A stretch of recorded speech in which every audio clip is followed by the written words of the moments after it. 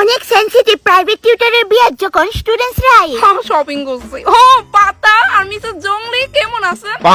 ভালো ভালো, আজকে তোমার খুব সুন্দর লাগতেছে, সেম টু সেম ডাইনি বুড়ি। Thank you. আর পাতা পড়াশোনা কেমন চলতেছে তো? এই ম্যাম, তুমি যা যা দিছিলা প্রতিদিন রিপিট করি। বাহ, দেখি পাঁচের নাম মতো করছেন।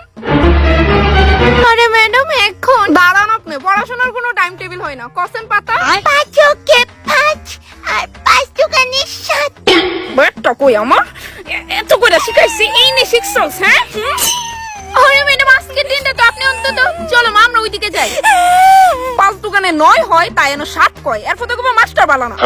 এই রামতুনি বেটা একটু শুনেন। হ্যাঁ কোন কইতাছে হেদিকে দেখতাছেন না একটা বাচ্চা পোলা নীল শার্ট পরে যাইছে। কই কোন দিকে ম্যাডাম? আরে আপনি কানা নাকি? তা ওই তো দি পুরা 14 গোষ্ঠী লই আমার বিয়া খাইতে যাইছে। ও আচ্ছা দেখছি। কইতাছে এই পোলার গোষ্ঠীটা যদি এনয় গিলতে আয় তো কইবেন খাওন নাই। খাউন তো আছে কেন কইতাম? কেন মানে জানেন নি 2 মাস ধরে আমার বেতনই দেয় না।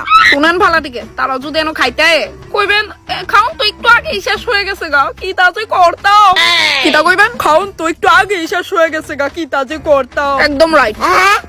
এমন ওই যদি চলতে থাকে পরীক্ষা ফেল। আচ্ছা শুন, অঙ্ক বই আনছো? বিয়া বাড়িতে অঙ্ক বই? আচ্ছা লাগতো না, চল আমার রুমে, আজকে তোরা বীজগণিত আমি বুঝাই ওই ছাড়ব। কিন্তু ম্যাম, তোমার তো আজকে বিয়া। আর এই তো ছাড়বি আটিয়া, বিয়ে 100 বার হইব, তুই চল।